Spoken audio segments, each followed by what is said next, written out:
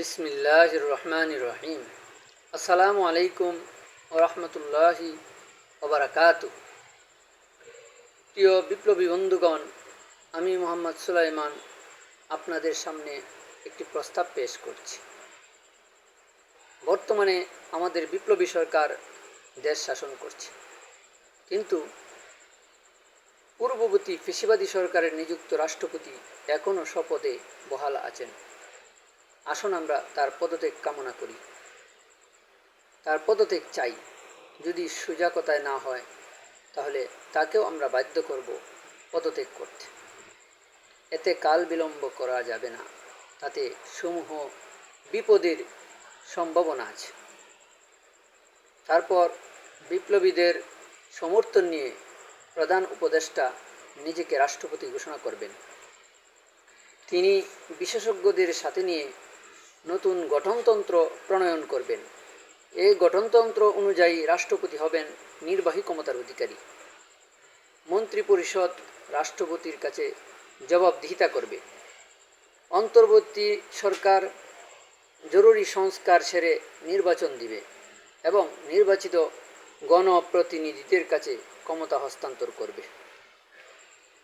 বিপ্লবী রাষ্ট্রপতি তার বিপ্লবীদেরকে আত্মশুদ্ধি, সামরিক প্রশিক্ষণ ও কর্মদক্ষতার দ্বারা সদা প্রস্তুত রাখবেন দেশ ও জাতির সুরক্ষার জন্য। বিপ্লবীগণ নিজ নিজ মেধা, যোগ্যতা ও অভিজ্ঞতা অনুযায়ী পেশায় যুক্ত থাকবেন। তারা রাজনীতি মুক্ত হবেন।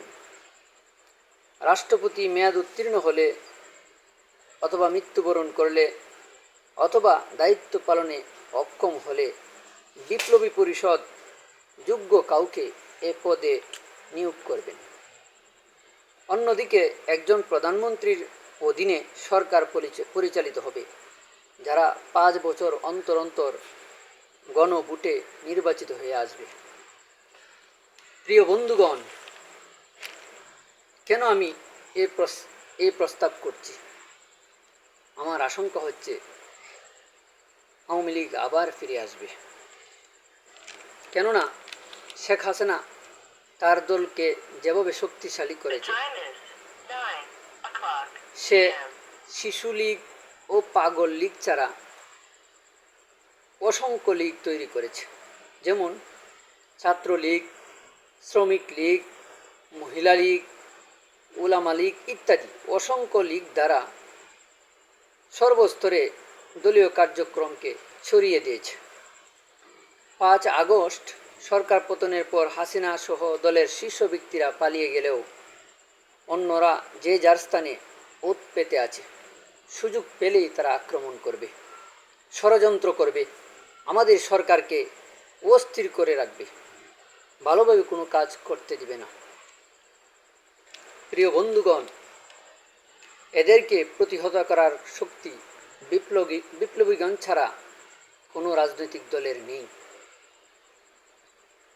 আওয়ামী লীগ আবার ফিরে আসতে পারলে তারা বিপ্লবীদেরকে ধ্বংস করে দিবে, দেশকে ধ্বংস করে দিবে, তাদের ভারত মাতাকে সাথে নিয়ে।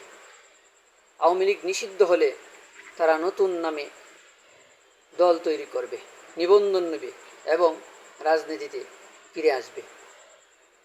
হরতাল করবে, অবরোধ করবে, জ্বালাও পোড়াও করে দেশ ও সরকারকে বিপন্ন করে তুলবে।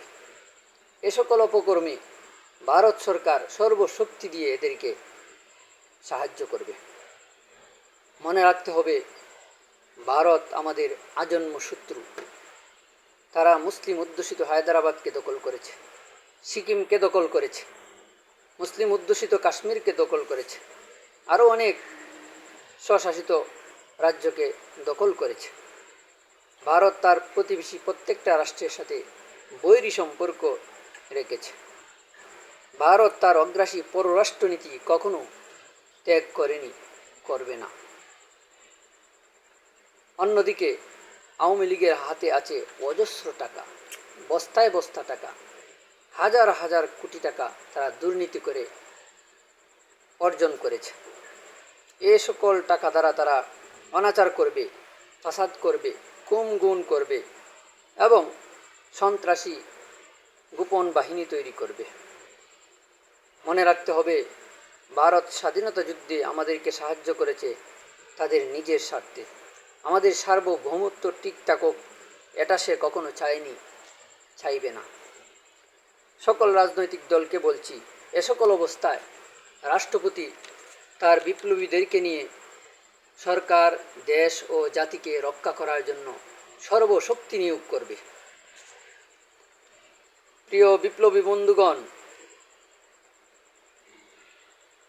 তারা সরকারকে রক্ষাকারী, তাদের ক্ষমতায় কখনো হস্তক্ষেপ করবে না।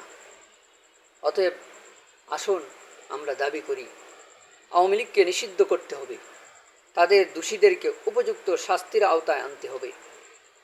আওয়ামী লীগের কর্মী সমর্থকদেরকে দীর্ঘ সময়ের জন্য রাজনীতিতে অযোগ্য ঘোষণা করতে হবে এবং তারা নতুন দল করতে পারবে না। আগামী 50 বছরের জন্য তাদের ভোটাধিকার স্থগিত রাখতে হবে। প্রিয় বন্ধুগণ, আমার এই প্রস্তাবটি যদি আপনাদের ভালো লেগে থাকে তাহলে বেশি বেশি লাইক, শেয়ার করে সারা দেশে ছড়িয়ে দিন।